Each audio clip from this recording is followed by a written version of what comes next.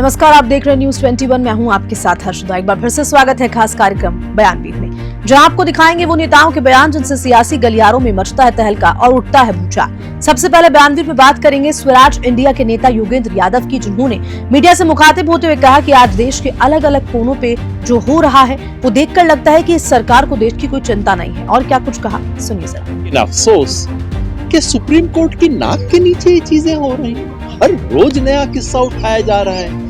कहाँ रुकेगा ये? मेरी उम्मीद है कि 12 तारीख को जो सुप्रीम कोर्ट की कार्यवाही हो रही है, पिछले सीजेआई ने जो भी किया उसके लिए तो उनकी आत्मा उनसे कभी सवाल जरूर पूछेगी, लेकिन मुझे उम्मीद है कि नए सीजेआई नरेंद्र मोदी इसलिए जीते हैं कि देश की जनता ने वोट किया। तो हर चुनाव पे मैं नहीं बोलता, लेकिन हरियाणा, पिछले साल मध्य प्रदेश और इस साल महाराष्ट्र, इनमें दाल में कुछ काला तो है। सिर्फ एक चुनाव का मामला नहीं है ना, तो इनकी बीजेपी की तो सारी दुकानदारी इसी काम पे चलती है कि हिंदू मुसलमान के सवाल को चलाए रखो, इनको आपस में लड़ाए रखो।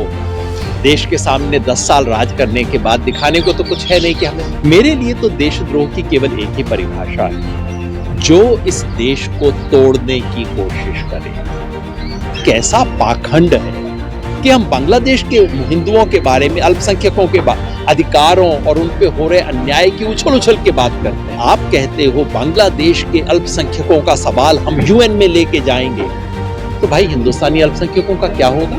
अब बयानवीर में बात करेंगे कांग्रेस प्रवक्ता पवन खेड़ा की, जिन्होंने नरेंद्र मोदी को आड़े हाथ लेते हुए क्या कुछ कहा, सुनिए। साथियों, भारतीय जनता पार्टी आजकल जॉर्ज सोरोस का नाम बहुत ले रही है और उम्मीद कर रही है कि जॉर्ज सोरोस के पीछे ये गौतम अदानी को बचा के ले जाएंगे। वो संभव नहीं है। कल हमने आपको बताया कि एस जयशंकर, जो कि विदेश मंत्री हैं, उनके सुपुत्र के रिश्ते जॉर्ज सोरोस की फाउंडेशन से क्या है, एस्पेन इंस्टीट्यूट के माध्यम से, जर्मन मार्शल फंड के माध्यम से, यह मामला हमने आपको कल बताया। आज एक और नाम, डॉक्टर शमिका रवि, प्रधानमंत्री के आर्थिक सलाहकार, भारत सरकार में सचिव, और आर.एन. रवि, तमिलनाडु के राज्यपाल और आईबी के एक बहुत आला अधिकारी की सुपुत्री, पूर्व अधिकारी की सुपुत्री।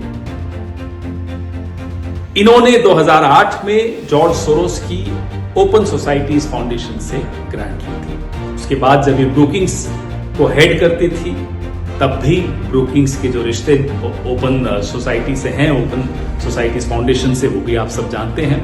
अब हम प्रधानमंत्री जी से सवाल पूछते हैं कि क्या आप एस जयशंकर का इस्तीफा लेंगे? क्या आप डॉक्टर शमिका रवि का इस्तीफा लेंगे?